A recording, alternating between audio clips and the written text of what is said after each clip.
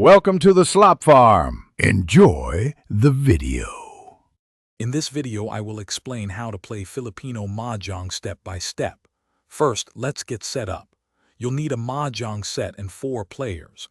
The goal is to be the first to complete a winning hand. Begin by shuffling all the tiles face down. Then each player builds a wall of 18 tiles, 2 tiles high. The dealer is chosen, often by dice roll, and they break the wall to start the game. This initial setup is crucial for a smooth game.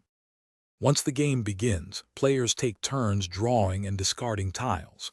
On your turn, you will draw 1 new tile from the wall.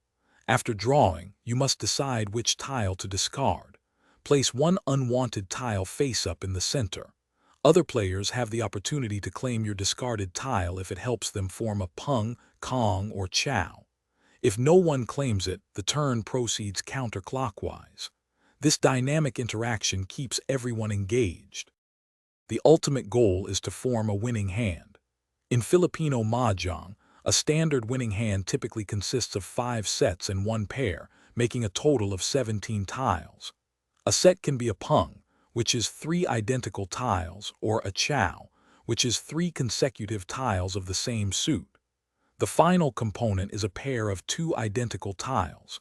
Once you have successfully assembled these 17 tiles, you declare Mahjong to win the round.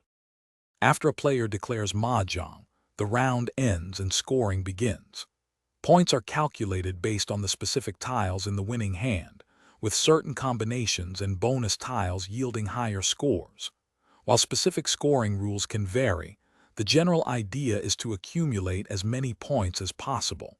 The game usually continues for several rounds, and the player with the highest total score at the end is declared the overall winner.